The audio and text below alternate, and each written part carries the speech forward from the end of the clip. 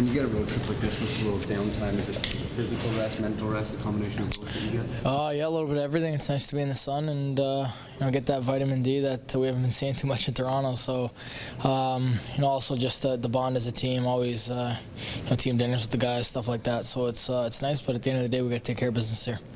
Different lines found a way to pick each other up when maybe the other line isn't going. I know Austin's group has had a little bit of trouble, but JVR's group and you guys as well.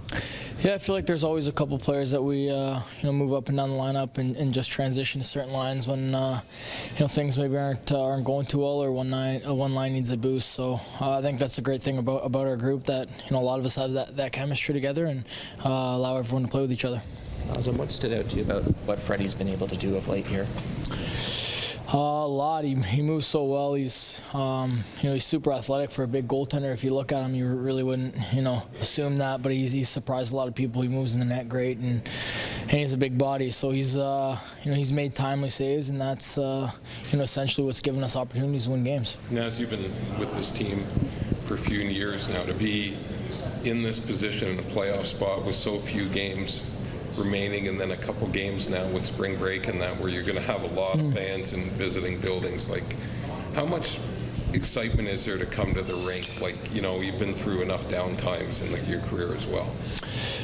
Very exciting. It's motivating in itself. I mean, being in a position, mid-March, we're exactly where we want to be. We got a couple big games coming up here, and every single game is obviously very valuable. But to be in this position, we don't find it pressure. We find it fun. We're all having enjoying ourselves, enjoying each other's company, being able to come down to cities like this and just really enjoy yourself and pick it up where we left off. Is it still cool to have the amount of support in cities like this when you come into visiting buildings and you hear all the fans start going, go Leafs, go? It doesn't get old, does it? No, absolutely not. I'd much rather that than no one showing up, that's for sure. So that's the great support we've had in Leaf Nation, and they, the city, the fans, and the organization deserve a year like this, and a contending team that wins year in and year out, and I think we're well on our way to doing that. Have it been long enough to get a read on what Brian Boyle is like as a teammate and a guy in the room, and what the advice he can offer?